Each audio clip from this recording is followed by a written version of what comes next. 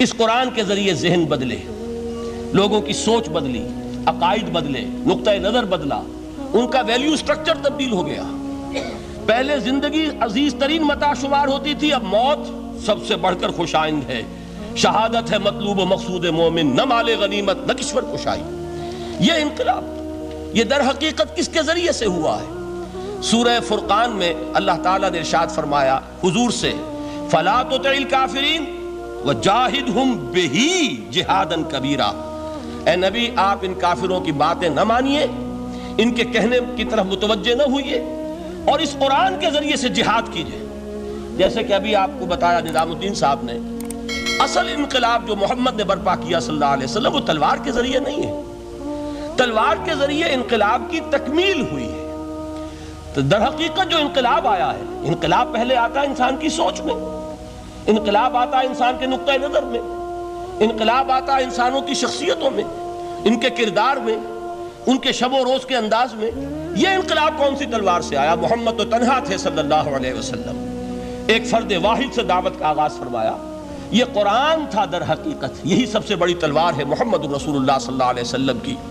اس سے ذہنوں کو بدلا ہے، عقائد بدل دیے ہیں، نظریات بدل دیے ہیں، اسی سے لوگوں کا تزکیہ کیا ہے، اسی کو ان کے اندر اتارا ہے۔ یہ در حقیقت میں علامہ اقبال کا وہ شعر میرے سامنے آ رہا ہے، چوں بجاں در رفت جاں دیگر شبت۔ عظمت قرآن کے ذکر میں فرماتے ہیں جب یہ قرآن کسی کے اندر اتر جاتا ہے اس کے اندر انقلاب آ جاتا ہے۔ ہی از اے چینج پرسن، اس کی سوچ بدل گئی، نقطہ نظر بدل گیا۔ پہلے وہ کائنات کو سمجھتا ہوگا کہ خود بخود چل رہی ہے، اندھا بہرا مادہ اسے چلا رہا ہے، بائی این ایکسیڈنٹ یہ وجود میں آئی ہے۔ اب وہ سمجھتا نہیں ایک اللہ ہے، علی کل شیء قدیر بکل شیء علیم، الحی القیوم، جس نے اس کائنات کو بنایا ہے، جو اسے چلا رہی ہے، جو مدبر ہے، یدبر الامر من السماء الی الارض، تدبیر فرما رہا ہے، وہ ہے کہ جس نے اس کائنات کو پیدا فرمایا۔ پھر یہ کہ پہلے وہ سمجھتا ہو کہ میری زندگی کیا ہے، وہی جو کہ شہنشاہ ظفر نے کہا تھا کہ عمر حیات مانگ کے لائے تھے 4 دن، بہادر شاہ ظفر آخری تاجدار خاندان مغلیہ کا، کہ عمر دراز مانگ کے لائے تھے 4 دن، 2 آرزو میں کٹ گئے 2 انتظار میں۔ کل زندگی کیا ہے؟ یہ 30 40 50 60 70 برس۔ قرآن نے بتایا نہیں، اور جو ترجمانی کی اقبال نے، تو اسے پیمانہ امروز و فردا سے نہ ناپ، جاویداں پہم دواں ہر دم جواں ہے زندگی۔ یہ تو ایک ابدی سلسلہ ہے، اس کے لیے کوئی اختتام ہے ہی نہیں۔ یہ موت جو ہے یہ دی اینڈ نہیں ہے، موت ایک زندگی کا وقفہ ہے، یعنی آگے چلیں گے دم لے کر۔ یہ انقلاب ہے انسان کے فکر کا اور سوچ کا۔ اس انقلاب کے نتیجے میں وہ جماعت تیار ہوئی صحابہ کرام کی، ڈیڈیکیٹڈ، کمیٹڈ، جو آخرت کے طالب تھے، جو اللہ کے عاشق، محمد کے دیوانے صلی اللہ علیہ وسلم، تن من دھن قربان کرنے کے لیے تیار۔ حضور کے چشم ابرو کی جنبش جو ہے وہ ان کے لیے گویا کہ ایک حکم کے درجے میں ہے، جس کی کہ لازماً تعمیل ہوگی، اور انہوں نے اپنی گردنیں کٹوا دی، اپنے گھر اجڑوا دیے، اپنا دنیا کا جو بھی کچھ اثاثہ تھا وہ قربان کر دیا، نشاور کر دیا۔ تب کہیں جا کر انقلاب آیا، اور یہ شخصیتیں جو تیار ہوئیں تو ان کے تیار کرنے میں ذریعہ کیا ہے؟ قرآن۔ یہی وجہ دیکھیے، نوٹ کیجئے، اسی بات کو دوسرے پیرائے میں عرض کر رہا ہوں کہ تاریخ انبیاء کے ضمن میں بھی ایک بڑی عجیب حقیقت سامنے آئے گی۔ حضرت موسیٰ علیہ السلام کے معجزات 2 بہت مشہور ہیں، عصائے موسیٰ اور ید بیضاء۔ ویسے قرآن مجید نے 7 مزید گنوائے ہیں، 9 آیات بینات، 9 بڑے کھلے کھلے معجزے جو فرعون اور آل فرعون کو دکھائے گئے۔ پھر آپ کو معلوم ہے کہ اسی عصا کی ضرب سے سمندر کا پھٹ جانا، اسی عصا کی ضرب سے ایک چٹان سے 12 چشموں کا پھوٹ بہنا، اور پھر یہ کہ من و سلوہ کا نزول ہے، اور غمام ہے صحرا کے اندر جہاں کوئی چیز سائے کے لیے نہیں ہے، ان کے اوپر ابر کا سایہ کیا جا رہا ہے۔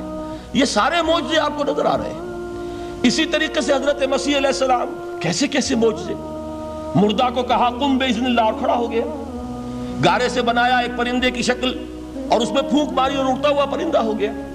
یعنی یہ کہ احیاء موتا اور خلق حیات یہ آخری معجزے ہو سکتے ہیں، اس لیے کہ یہ خالص اللہ تعالیٰ کے افعال ہیں۔ لیکن ذرا اس کانٹیکسٹ میں دیکھیے محمد کا معجزہ کیا ہے صلی اللہ علیہ وسلم۔ قرآن مجید جن لوگوں نے پڑھا ہے اور سمجھ کر پڑھا ہے، ترجموں سے پڑھا ہے، یا ویسے وہ عربی زبان سے واقف ہیں، ان کو معلوم ہے کہ قرآن بار بار کہتا ہے محمد کا معجزہ، یوں تو بے شمار واقعات ہوں گے لیکن اصل معجزہ صرف اور صرف قرآن ہے۔ اسی کو پیش کیا گیا کہ یہی ہے، آؤ مقابلہ کر لو۔ اصل میں معجزہ کہتے کسے؟ معجزہ کے معنی عاجز کر دینے والی شے۔ یوں تو اولیاء اللہ جو ہیں ہم ان کی کرامات کے قائل ہیں، اللہ تعالیٰ اپنے کسی نیک بندے کے مقام اور مرتبے کے اظہار کے لیے کسی وقت کوئی ایسی چیز ظاہر کر دے جو قانون طبیعی کے خلاف ہو، تو یہ کرامات اولیاء حق ہے۔ اور اس درجے کی جو ظاہر بات ہے کہ جب اولیاء کے لیے کرامات ہے تو انبیاء کے لیے تو بہت ہوں گی۔ اصل معجزہ کسے کہتے ہیں؟ جسے کوئی نبی چیلنج کے ساتھ پیش کرتا ہے کہ یہ ہے میری رسالت کا ثبوت، آؤ مقابلہ کر لو۔ حضرت موسیٰ علیہ السلام کے جو اصل معجزے تھے وہ دو تھے، ایک عصا جس کا کہ مقابلہ کیا، آپ کو معلوم ہے کہ فرعون نے تمام جو جادوگر تھے پورے مملکت کے انہیں جمع کیا اور مقابلہ کیا۔ تو جس چیز کو کہ پیش کیا جائے چیلنج کے ساتھ کہ آؤ تو مقابلہ کر لو، وہ اصل معجزہ ہوتا ہے اس نبی اور رسول کا۔ تو حضور صلی اللہ علیہ وسلم کا اصل معجزہ، یعنی معجزات، آپ یہ مغالطے میں مبتلا نہ ہو، میں بقیہ معجزات کی نفی نہیں کر رہا، یہ واقعات اپنی جگہ حق ہیں کہ حضور کو پتھر سلام کرتے تھے۔ حضور صلی اللہ علیہ وسلم جس کھجور کے تنے کے ساتھ ٹیک لگا کر خطبہ دیا کرتے تھے، جبکہ ابھی مسجد نبی میں ممبر نہیں بنا تھا، جب تعداد زیادہ ہو گئی مسلمانوں کی اور ضرورت محسوس ہوئی کہ ذرا بلند مقام پر کھڑے ہو کر آپ خطبہ ارشاد فرمائیں، تو پھر وہ ممبر بنا کر رکھا گیا۔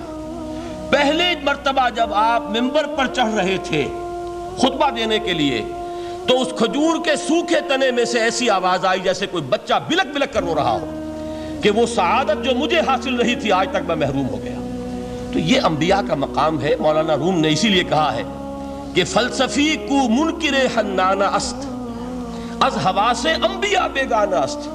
فلسفی اور عقلیت پرست انسان وہ تو حنانہ کا انکار کر دے گا، کیسے ممکن ہے سوکھا تنا اور اس کے اندر سے بچے کی طرح بلکنے کی آواز آئے، لیکن یہ اس لیے کہ وہ انبیاء کے خصوصی احوال جو ہے ان کو جانتا نہیں۔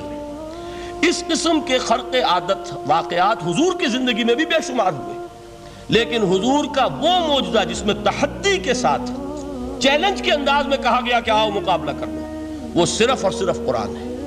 چنانچہ آپ سورہ بنی اسرائیل میں دیکھیں گے قُلْ لَئِنِ اجْتَمَعَتِ الْإِنسُ وَالْجِنُّ عَلَىٰ أَن يَأْتُوا بِمِثْلِ هَٰذَا الْقُرْآنِ لَا يَأْتُونَ بِمِثْلِهِ وَلَوْ كَانَ بَعْضُهُمْ لِبَعْضٍ ظَهِيرًا۔ اے نبی چیلنج کر دیجئے، اگر تمام انسان اور تمام جن مل کر یہ چاہیں کہ اس قرآن جیسی کوئی تصنیف کر دیں، تو چاہے وہ ایک دوسرے کا کتنی بھی اس میں مدد کریں اور تعاون کریں، وہ ہرگز قرآن جیسی کتاب تصنیف نہیں کر سکتے۔ اس سے آگے بڑھ کر یہ بات کہی گئی، اچھا پورا قرآن نہیں لا سکتے، اس قرآن کی طرح کی 10 صورتیں ہی تصنیف کر لو۔ جب اس کا بھی جواب نہیں دیا گیا تو جسے کہتے ہیں برسبیل تنزل، اور پنجابی میں کہتا ہے کہ برے کو گھر تک پہنچانا، وہ برے کو گھر تک پہنچانے کے لیے فرمایا ایک صورت ہی بنا لاؤ۔ یہ سورہ ہود میں اور سورہ یونس میں یہ مضمون آیا، اور پھر سورہ بقرہ میں ہجرت کے بعد جو پہلی صورت نازل ہوئی اس میں پھر اس کو دہرا دیا گیا، وَإِن كُنتُمْ فِي رَيْبٍ مِّمَّا نَزَّلْنَا عَلَىٰ عَبْدِنَا فَأْتُوا بِسُورَةٍ مِّن مِّثْلِهِ وَادْعُوا شُهَدَاءَكُم مِّن دُونِ اللَّهِ إِن كُنتُمْ صَادِقِينَ۔ کہ اگر تمہیں کوئی شک ہے اس کتاب کے بارے میں جو ہم نے نازل فرمائی ہے، شک کیا ہوگا؟ شک اسی بات میں ہوگا کہ شاید یہ محمد کا اپنا کلام ہے صلی اللہ علیہ وسلم، یا کوئی اور انسان ہے جو انہیں سکھا پڑھا رہا ہے۔ اگر تمہیں اس نوعیت کا کوئی شک ہے تو اس جیسی ایک صورت بنا لاؤ، فَأْتُوا بِسُورَةٍ مِّن مِّثْلِهِ۔ اور نوٹ کیجئے گا سورۃ العصر بھی صورت ہے، سورۃ الکوثر بھی صورت ہے، 3 آیات بھی اگر ایسی تم تصنیف کر کے لے آؤ تب تو تمہیں کچھ شک کرنے کا حق حاصل ہوگا، اور اگر نہیں کر سکتے تو جان لو فَإِن لَمْ تَفْعَلُوا وَلَن تَفْعَلُوا۔ پھر اگر تم ایسا نہ کر سکو اور ہرگز نہیں کر سکو گے، ذرا چیلنج کا انداز دیکھیے کہ ہرگز نہیں کر سکو گے، فَاتَّقُوا النَّارَ الَّتِي وَقُودُهَا النَّاسُ وَالْحِجَارَةُ، تو ڈرو اس آگ سے جس کا ایندھن بنیں گے انسان اور پتھر۔ اب اس بات کو سمجھیے کہ تاریخی حقیقت ہے یہ، جس کا کوئی کافر انکار نہیں کر سکتا، کہ وہ کوئی شخص اس چیلنج کو قبول کرنے کی جرات نہیں کر سکا۔ اگر جھوٹ موٹ کو بھی کوئی کھڑا ہو جاتا اور کہتا کہ ٹھیک ہے میں نے یہ ایک صورت بنائی ہے اور میرا دعویٰ یہ ہے کہ یہ قرآن جیسی ہے، تو ایک کنٹروورسی تو پیدا ہو جاتی نا۔ کچھ لوگ چاہے کہتے کہ نہیں یہ قرآن کے سطح کی نہیں ہے، لیکن یہ کہ اس کا دعویٰ تو ہو جاتا لیکن تاریخ یہ بتا رہی ہے کہ سرے سے کسی شخص نے اس کی جرت نہیں کی۔ اس درجے وہ قرآن سے مرعوب ہوئے۔ تو حضور کا سب سے بڑا معجزہ جو آج تک زندہ ہے، اس کو ذہن میں رکھیے، میں نے جو حضرت موسیٰ حضرت عیسیٰ کے معجزات گنوائے ہیں وہ در حقیقت ان کی اپنی ذات کے ساتھ تھے،